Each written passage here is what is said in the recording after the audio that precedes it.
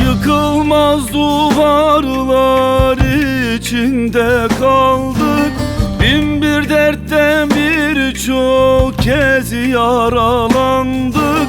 Sallanan ipleri hak sala saldım. Bugün ben idim, dün ben neredeydim? Sallanan ipler var, dikenlerdeydim.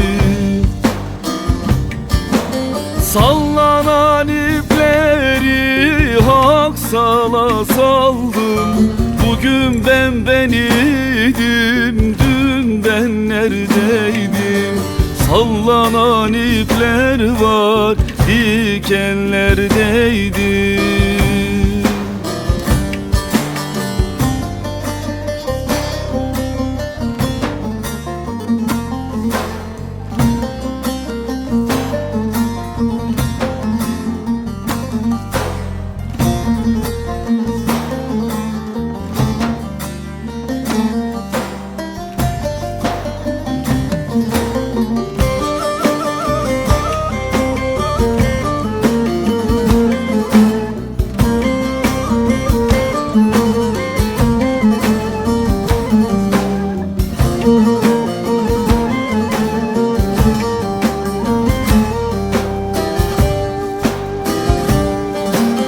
Yüzyıllardan beri sürüp de gelen, zulme baş kaldırıp direnip ölen, şu koca dağları delip gelen, bugün ben idim, dün ben neredeydim?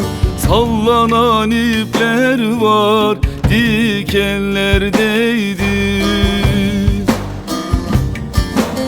Şu koca dağları delip gelen, bugün ben idim, dün ben neredeydim? Sallanan ipler var, dikenlerdeydim. Toprağın derinliklerine kök salanların direnciyiz yoldaşım. Boy boy filiz veririz durmaksızın. Hangi hoyrat, hangi ölüm, hangi zemheri durdurabilir? Bu sevda, bu yürek bizdeyken. Şu koca dağları delip gelen, bugün ben idim, dün ben neredeydim?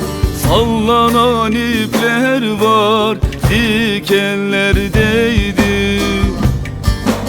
Şu koca dağları delip gelen, bugün ben idim, dün ben neredeydim? Sallanan